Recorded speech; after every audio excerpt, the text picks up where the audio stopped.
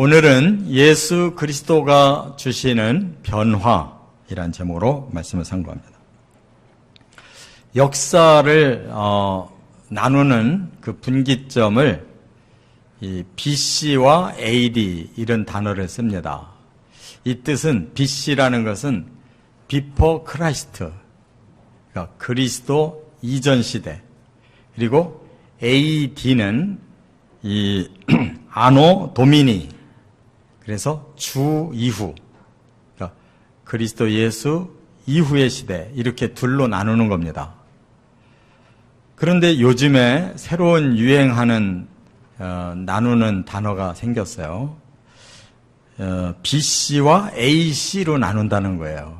이게 무슨 뜻인가 그랬더니 BC는 Before Corona, AC는 After Corona, 이렇게 단어를 사용한다는 거예요. 그만큼 이 코로나의 영향이 아주 막대하다는 거죠. 코로나 이전 시대와 이후 시대를 이렇게 쓰는 사람들이 있더라고요. 그러나 예수 그리스도가 오시기 이전과 그 이후가 너무나도 다른 세계로 변화가 된 것은 우리가 역사를 통해서 또 이 BC와 AD로 나누는 이것을 우리는 통해서도 증명을 해낼 수가 있습니다. 오늘 본문에 사도 바울은 매 서신마다 일정한 그런 원칙이 있는데 앞부분은 깨우쳐주고 싶은 교리에 대해서 이론적으로 탄탄하게 정리를 해주고 뒤에 가서는 그 교리에 입각한 실제의 삶을 어떻게 살아야 되는지를 가르쳐주고 있습니다. 그런데 이 갈라디아서도 마찬가지로 이제 4장까지는 바로 복음과 율법의 관계를 가지고 복음으로 우리는 구원받는데 충분하다는 것을 교리적으로 설명해 줬고, 오늘 이제 5장에 들어서니까 바로 그 복음이, 다시 말해서 그 주인공이신 예수 그리스도가 우리를 어떻게 구체적으로 변화시키시는가, 우리의 삶에 무엇이 변화가 오는 것인가를 이렇게 실제로 보여주는 말씀을 주셨어요. 우리는 예수 그리스도를 믿기 이전과 믿은 이후에 우리의 인생이 얼마나 달라졌는가를 확실히 알아야 됩니다. 만약 그것을 모르겠다고 한다면 우리는 예수님을 통해서 아무것도 변화된 게 없기 때문이에요. 나는 예수 믿기 이전과 예수 믿은 이후에 이렇게 변화가 됐습니다 라는 말을 할 수가 있어야 바르게 복음을 믿은 거고 신앙생활을 한 것이다, 그런 말씀입니다. 그런데 또 사도 바울이 또 한 가지 아주 좋은 방법을 사용했는데 복음의 핵심을 3가지 단어로 표현했어요. 그게 바로 저와 여러분이 이 사랑은 언제나 오래 참고 이 찬양을 했잖아요. 이게 고린도전서 13장인데 마지막 13절에 뭐라고 그랬어요? 믿음과 소망과 사랑은 영원한데 그 중에 제일은 사랑이라. 마지막 결론은 사랑으로 끝맺었어요. 바로 이것이 복음의 핵심인데, 또 데살로니가 전서도 들어가 보니까 1장의 3절에 믿음의 역사와 사랑의 수고와 소망의 인내가 너희들에게 너무 훌륭하게 자리를 잡았다는 것이 소문이 났다, 이렇게 또 설명을 했고, 오늘 본문도 우리가 1절부터 6절까지 읽었는데 사실은 이 속에 이 3 단어가 숨어 있고 그것이 핵심 변화라는 거예요. 할렐루야. 그래서 우리는 좀 어려운 본문 같아도 알고 보면 예수님 통해서 우리는 믿음으로 이렇게 변화됐고, 이렇게 우리는 소망을 가졌고, 우리는 사랑으로 이렇게 역사를 이루어가는 변화가 왔습니다라고 말하고 있는 것이다, 그 말이에요. 그래서 여러분, 어려워하지 마시고 바로 이 세 가지의 핵심의 복음을 우리 통해서 어떻게 우리가 변화됐는가를 스스로 깨닫고 간증을 할 수 있는 삶으로 더 변화되어 가시기를 바랍니다. 첫째, 1절부터 3절에는 믿음으로 자유를 얻었다, 이렇게 선포하고 있어요. 자, 1절을 한번 같이 읽어보겠습니다. 그리스도께서 우리를 자유롭게 하려고 자유를 주셨으니 그러므로 굳게 서서 다시는 종의 멍에를 매지 말라. 그리스도를 믿음으로 우리에게 변화가 왔다는 거예요.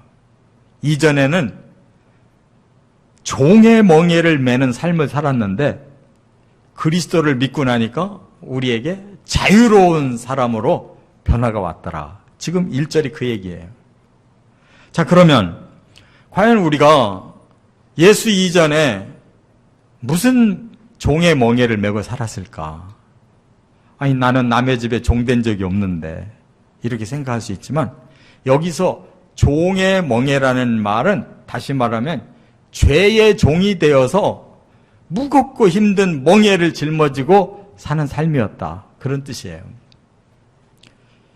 사람은 죄만 짓지 않았다면 하나님의 축복 속에서 정말 자유롭고 행복하고 영원히 하나님처럼 살 수 있는 존재로 지음받았는데 죄가 들어옴으로 바로 죄의 굴레가 씌워져서 이 멍에 속에서 살고 있다, 그 말이에요.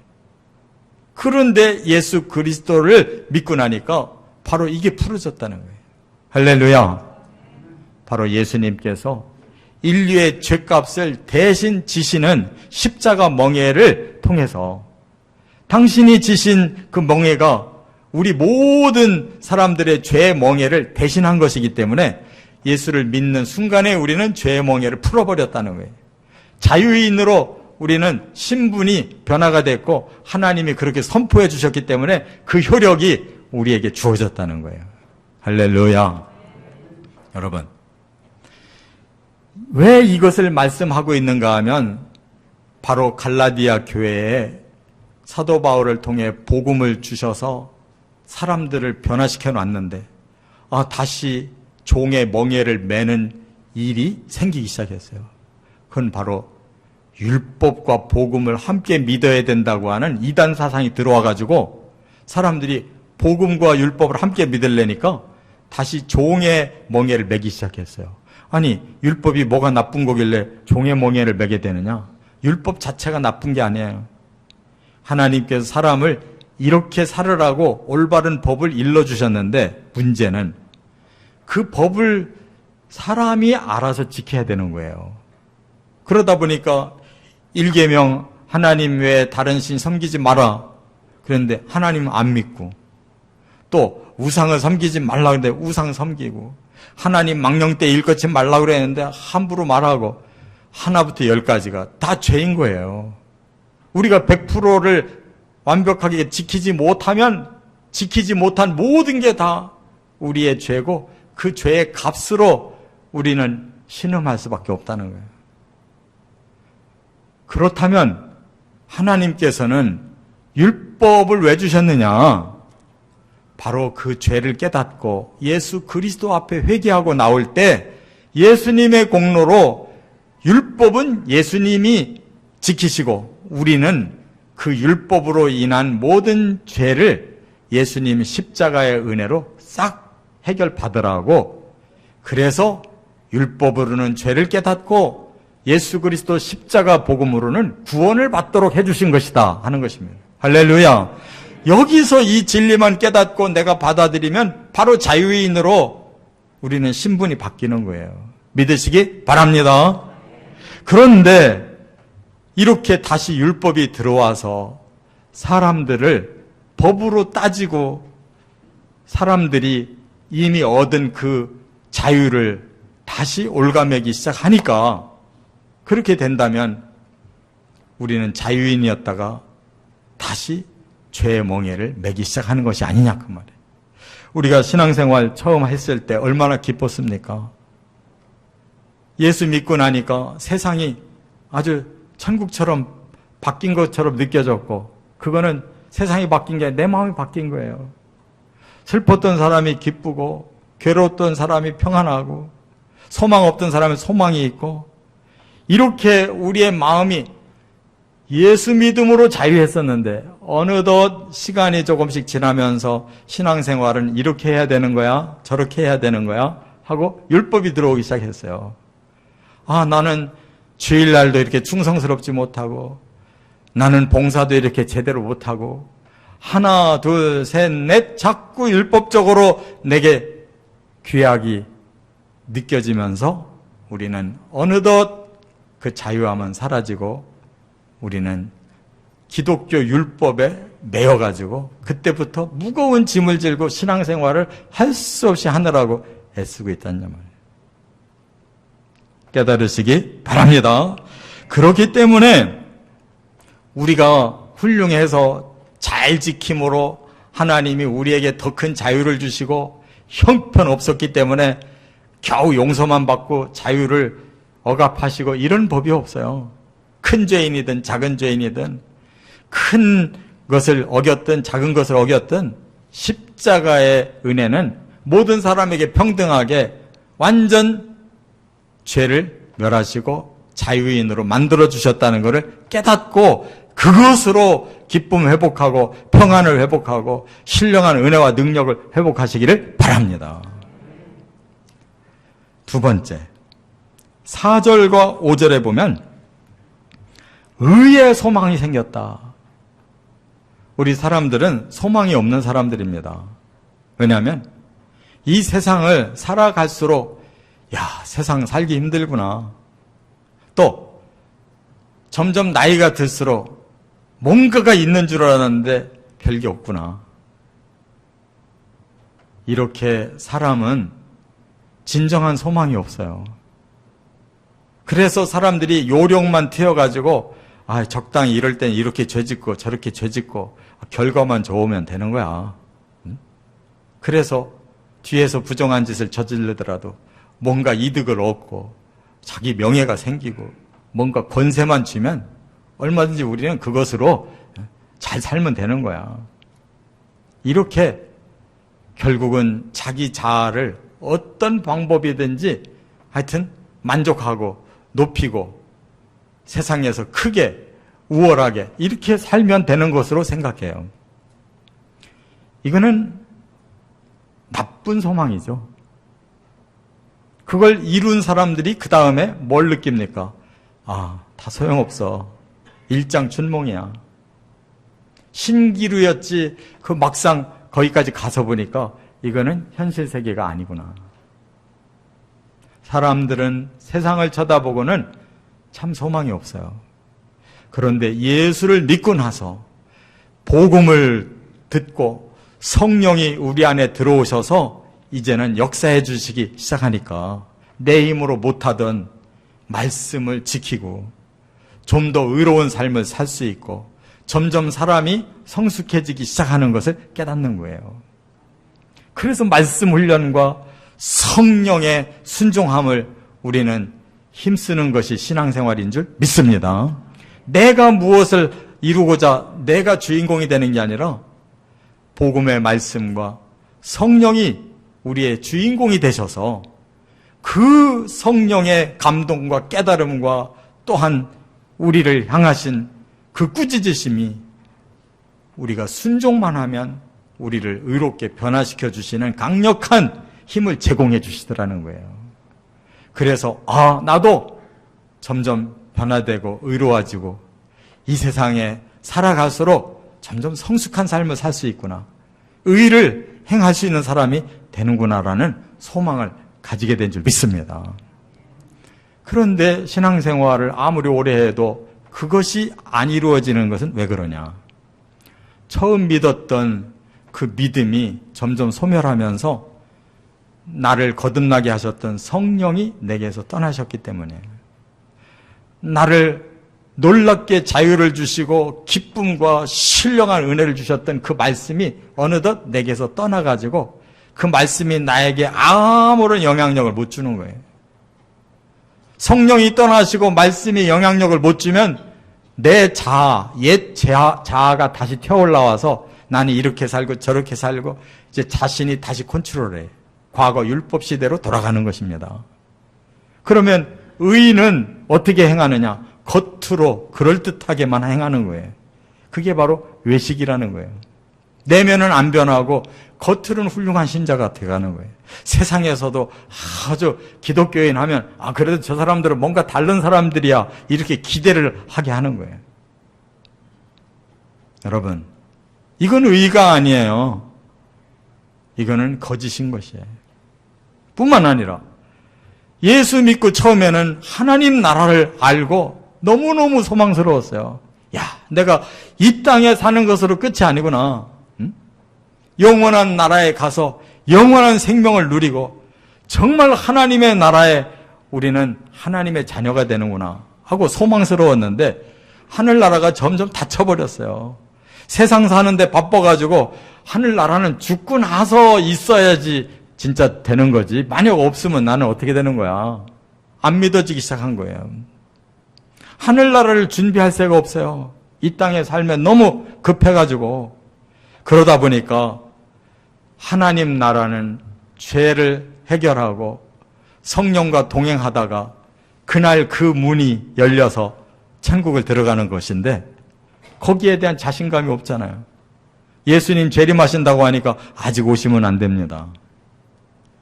두려워요. 종말이 온다니까 두려워. 세상이 왜 이리 흉흉해지냐. 오히려 마음이 편안하고 기뻐야지. 세상이 흉흉하거든. 천국이 가까이 오는구나. 예수님이 오실 때가 됐나 보다.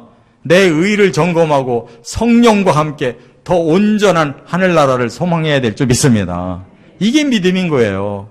그러면 세상을 처연하게 살고 세상이 두렵지 않은 거예요. 욕심이 나지 않는 거라고. 마음에 천국이 들어와 있잖아요. 바로 이와 같은 소망이, 의의 소망이 바로 예수 그리스도의 복음과 성령을 통해서 우리에게 주어져 있다는 걸 깨닫고 회복하시기를 바랍니다. 끝으로 세 번째, 6절에 보면 사랑의 역사가 일어난다는 거예요. 사랑의 역사. 자, 6절을 한번 같이 읽어보겠습니다. 그리스도 예수 안에서는 할례나 무할례나 효력이 없으되 사랑으로서 역사하는 믿음뿐이니라. 여러분, 그 당시에 복음이 처음 들어갔을 때에는 사람들에게 자유함이 있었고 소망이 가득하고 그래서 모일 때마다 막 뜨겁고 그리고 담대하고 그리고 영혼을 구원하는 일이라면은 막 자기 재산까지도 바치고 유무상통하면서 이렇게 살았었던 사람들이 나중에 율법이 다시 들어오기 시작하니까 할례 받아야 된다.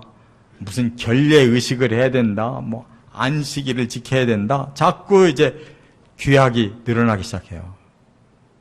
그러니까 그 마음속에 처음 예수 믿고 그렇게 살아 움직이던 마음이 사라졌는데 그 살아 움직이던 마음의 핵심이 뭐였냐면 사랑이었어요. 여러분, 우리가 예수 믿고 나서 제일 먼저 변하는 것이 뭐냐? 예수님이 나를 이렇게 사랑하셨다니. 그리고 내 주변을 보니까 야, 우리 부모님도 내가 구원시키지 않으면 안 되겠구나. 내 친구도 구원시키지 않으면 안 되겠구나. 막 그래서 뜨거운 마음으로 전도하고 그리고 어려운 사람 보면 나도 어렵지만 뜨거운 마음으로 헌금도 할 줄 알고 봉사도 할 줄 알고 헌신도 할 줄 알고 그 동력이 사랑에 있었거든요. 뭘 있어서가 아니라 없었지만 내 가슴에 십자가의 사랑이 깨달아졌기에 내 마음에도 막 사랑이 들고 일어나서 역사가 일어났던 거예요. 근데 이게 다 소멸돼 버린 거예요. 예수님께서 다른 사람들은 아무도 책망을 안 했는데 바리새인들과 사두개인들과 서기관들, 이 지도자들에 대해서 예수님이 책망을 하셨죠. 왜 책망하셨느냐? 하나님께서 율법을 주신 것은 사람들을 괴롭히려고 주신 게 아니고 하나님의 백성답게 좀 더 의롭게 살으라고 주신 거였어요. 그러면 그 정신을 깨달아야 되잖아요. 하나님의 말씀이 핵심이 뭐냐면 하나님 사랑하고 이웃을 사랑해라. 이게 율법의 대강령이라는 거예요. 핵심이라는 거예요. 할렐루야. 그런데 그 율법을 받았는데 이 유대인들이 어떻게 율법을 변질시켰는가 하면 계명이 10가지인데 야, 우리가 하나님을 잘 섬기려면 이렇게 간단해가지고는 안 돼. 더 자세하게 분리를 해가지고 확실하게 하나님 섬겨야 돼. 예를 들어서 제4계명에 안식일을 거룩하게 지켜라. 그 안식이 거룩하게 지키려면 어떻게 해야 될까? 그날은 그냥 우리 개인들은 꼼짝도 하지 말고 하나님 앞에서만 있어야 돼. 그게 하나님 앞에 거룩하게 지키는 거야. 그래가지고 그냥 얼마나 분초를 다퉈가지고 하나님 앞에 거룩하게 지키려고 그렇게 자습서를 만들어 놨는지 기가 막히는 거예요. 그러니까 유대인들은 지금도 안식일 잘 지키는 사람들은 안식일 날이 되면 꼼짝도 안 하기 위해서 그 전에 모든 걸 다 준비해요. 음식도 다 준비하고. 그런데 안식일이 됐는데 코드가 꽂혀 있어가지고 뭐가 막 기계가 돌아가네. 저거 빼야 되는데 못 빼요. 거룩하게 지켜야 되게 못 빼. 빼는 방법은 뭐야? 안 믿는 다른 사람들을 불러가지고 저 코드 좀 빼달라고 그래. 지금도. 여러분, 이것이 바로 율법의 지식화라는 거예요. 지식화. 율법의 그 사랑의 정신을 쏙 빼고 율법을 지식으로 나눠놓고 그래서 10계명이 늘어나서 610가지, 613가지의 율법이 됐다니까요. 응? 안식일 날 자기는 못 건드리니까 남 보고 이거 좀 도와달라고 해서 그 사람의 도움을 받고 해결하면 그놈의 안식이 무슨 안식이냐고. 그렇게 지식화가 됐고 또 하나가 의식화가 된 거예요. 뭐든지 형식이에요. 뭐든지 형식. 지식화에 앞장선 사람이 바리새인들, 의식화에 앞장선 사람들이 제사장 출신의 사두개인들이에요. 그 사람들은 겉으로는 거룩, 겉으로는 너무너무 훌륭하고 너무너무 신앙생활 잘하는 것 같은데 마음에 뭐가 없어요? 사랑이 없어. 그러니까 겉으로는 굉장히 사람들을 사랑하는 저 뒤에서 사람 죽이는 일을 하는 거예요. 정치인들이 마음에 사랑이 있는 정치인은 그냥 물불 안 가리고 일을 하는데 마음에 사랑이 사라진 정치인들은 물불 안 가리고 자기를 위해서 상대방 죽이잖아요. 세상에 가장 못된 말 많이 하는 사람들이 누구예요? 뉴스 들어보라고요. TV 켜보라고. 제일 문제거리가 누구냐고. 사랑 없는 권력가들, 사랑 없는 명예, 사랑 없는 부자들, 제일 무섭고 악한 사람들인 거예요. 깨달으시기 바랍니다. 그렇기 때문에 우리 그리스도인들은 누구냐? 율법을 버리는 게 아니라 예수 그리스도의 그 사랑을 깨달으면 율법을 오히려 지킬 수가 있는 거예요. 사랑은 지킬 수가 있는 거예요. 그걸 의무로, 지식으로, 의식으로 지키려고 하니까 안 되는 거예요. 깨달으시기 바랍니다. 그래서 우리는 얼마든지 사랑으로 모든 걸 녹이고 변화시킬 수 있다는 것을 믿고 실천하는 것이 그리스도인인 줄 깨달으시기 바랍니다. 헬렌 켈러라고 하는 그런 많은 장애와 또 그냥 못돼 먹은 성격을 가진 그 소녀를 누가 변화시켰냐면 애니 설리번이라는 사람이 변화시켰죠. 그런데 사실은 그 사람도 그런 시절이 있었던 사람이에요. 설리번의 아버지가 술주정뱅이고 그냥 집안을 다 부숴버리고 아내를 때리고 하니까 도저히 이 자녀들이 무서워서 살 수가 없는 거예요. 남매가. 그런데 그 어머니가 그냥 일찍 돌아가셔 버렸어요. 그 바람에 아버지도 없고 어머니도 없어지니까 이 두 자녀가 보육원에 들어간 거예요. 이렇게 희망은 두 남매가 살아가는 건데 동생이 갑자기 죽어버렸어요. 그러니까 이 설리번이 그냥 머리가 이상이 생긴 거예요. 희망이 없고 대인 기피가 되고 그냥 누가 오면은 막 그냥 강력하게 막 항의를 하다가 이제 폭력을 행사하고. 그런데 그 사람을 누가 변화시켰느냐? 바로 은퇴한 간호사가 한 사람이 있었어요. 할머니가. 이름이 로라라고 하는 할머니가. 그곳에 와서 설리반을 발견하고 내가 맡아서 고쳐보겠습니다. 그가 사랑으로 그 설리반을 얼마나 극진히 도왔는지 마음의 변화가 일어난 거예요. 그래서 그가 다시 교육을 배우고 이제는 그 장애인들을 돕기 시작했는데 이 설리번이 자기 자신이 눈이 멀어버렸어요. 그렇게 고난을 당하면서. 그런데 어느 날 이름도 모르는 의사 한 사람을 만나게 돼요. 그 의사가 마침 안과 의사였어요.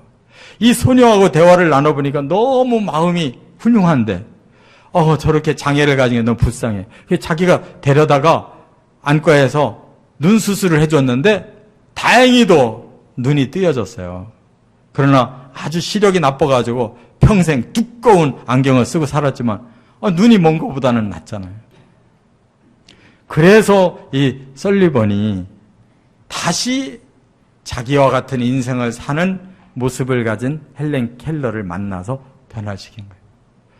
로라 할머니를 통해 설리번이 변화되고 또 무명의 의사 때문에 설리번이 눈을 뜨고 그 나쁜 시력을 가지고도 헬렌 켈러를 만나서 변화시켜서 바로 이러한 사랑의 역사가 이루어진 것이에요. 그게 바로 기독교의 정신인 줄 깨달으시기 바랍니다. 바로 우리의 마음에 말씀은 사랑이에요. 성령은 사랑이십니다. 그 사랑만 우리가 다시 회복하면 놀라운 변화가 우리로부터 일어나는 거예요. 바로 이와 같은 믿음과 소망과 사랑의 변화의 삶이 열매 맺게 되시기를 주의 이름으로 축원합니다.